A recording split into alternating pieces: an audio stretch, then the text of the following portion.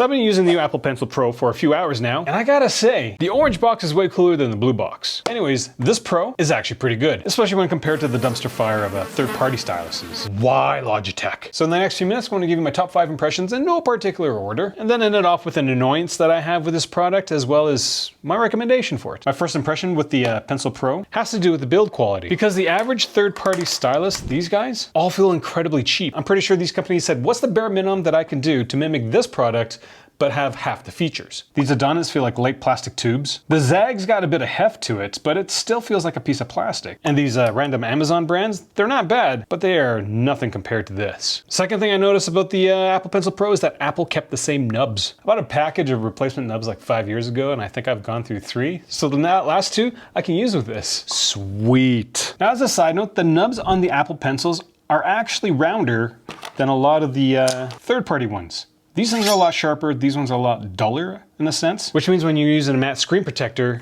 these things write better. Just a neat observation. Now the third observation I had about Apple Pencil Pro is the size. I don't like it, and for the longest time I thought styluses were just going to be really, really long. But then came along the Apple Pencil USB-C version, and this thing is shorter, and it's also about 3 grams heavier than this Apple Pencil Pro. Like the USB-C version of the Apple Pencil is almost the same length as a normal pen. And I really like the weight distribution of this shorter stylus. I personally was just hoping the Pro was going to be similar, but it's not. It's basically the same size as the Apple Pencil 2. Now I really do like the new squeeze and haptic feedback features of this pencil. Being able to pull up a radio dial by squeezing it is really neat, and the feedback is, again, neat. Even with the Apple Pencil 2 with the double tap, a lot of these third-party manufacturers, they never mimicked that feature. So with the Pencil Pro, you've got the double tap as well as the squeeze and haptic feedback. Apple's basically redefining what it means to write and draw digitally. They're just adding so many different ways to create. And to me, that's just a great example of Apple's innovation. Now, you may have noticed I didn't mention anything about barrel roll because it's kind of annoying from my perspective. Like, it's really cool to see the marker move as I turn it, but my problem is that if I was to switch a tool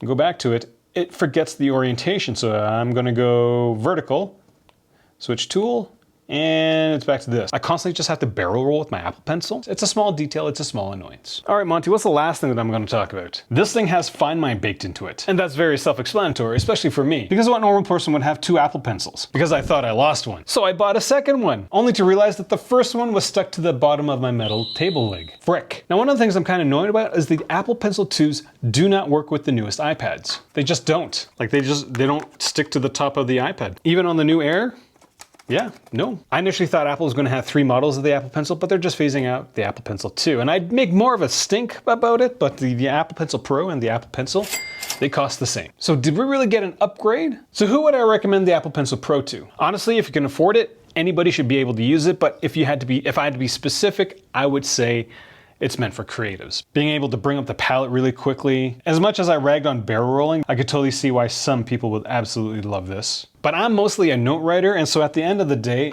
I'm perfectly content with my USB-C Apple Pencil. Again, I like the size, it just writes better, it feels more like a pen to me. Now the problem with those recommendations is that these Apple Pencils are expensive. They are not cheap. Even the cheapest one in Canadian is about 70 bucks. What's that in US dollars, Monty? So smart. If you're looking for third-party alternatives, do check my accessories video. These are the styluses I would recommend those who don't want to pay the Apple tax for an iPad stylus. That's all I got for this video. Questions, comments, leave them down there. First time watching my videos, I do encourage you to click subscribe. I'm a reviewer, not an influencer, so no one's paying me to make these videos. I just want to know what the best tech is out there. Thanks for watching.